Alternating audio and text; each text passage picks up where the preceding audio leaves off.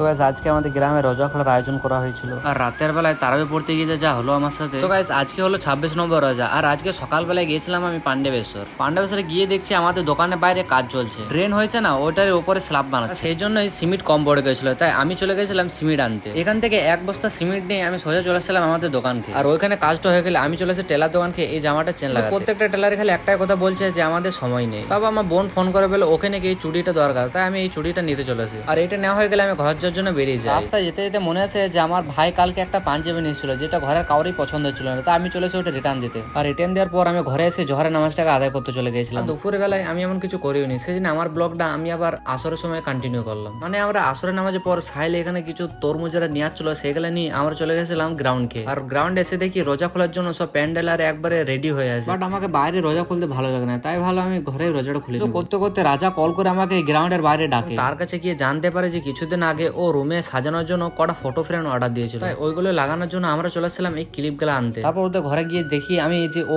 এই ফ্রেম গুলো অর্ডার দিয়েছিল, আর এইগুলো দেখতে দেখতে আমাকেও বলে যে ও এই দেয়ালটাতে লাগাবে। সেই জন্য বেশি দেরি না করে আমরা তাড়াতাড়ি ওই ফটো ফ্রেম গুলো লাগাতে লেগেছি। লাস্ট ফটো ফ্রেমটা লাগানোর পর ফাইনাল লুকটা জাস্ট এরকম। তোমাদেরকে কেমন লাগছে কমেন্টে জানাবে, আমার তো সত্যি দারুণ লেগেছে। আর এইগুলো লাগাতে লাগাতে রোজা খোলার সময় হয়ে যায়, তাই আমি ঘরে এসে আজানটা দিতে আমি রোজাটাও খুলে নিই। আর হ্যাঁ, আজকে তো 26টা রোজা, মানে আজকে লাস্ট তারাবি, সেই জন্য এসে নামাজের পর আমরা সবাই মিলে তারাবি নামাজটাও পড়তে লেগেছিলাম। ফাইনালি তারাবি নামাজ শেষ হওয়ার পর আমরা দোয়া করতে লেগে যাই, আর দোয়াটা শেষ হলে আমি নিচে এসে দেখি সবাইকে লাড্ডু দিচ্ছে, আমিও লাইনে লেগে যাই লাড্ডু নেওয়ার জন্য। আর এটা খেতে খেতে যখন আমি বাইরে এসেছি তখন দেখি আমার একটা চপ্পল রয়েছে আরেকটা নেই, মানে অন্য কেউ সেই চপ্পলটা পরে চলে গেছে। সেই দুঃখতে আমিও অন্য কারো চপ্পল পরে ঘর চলে গেলাম।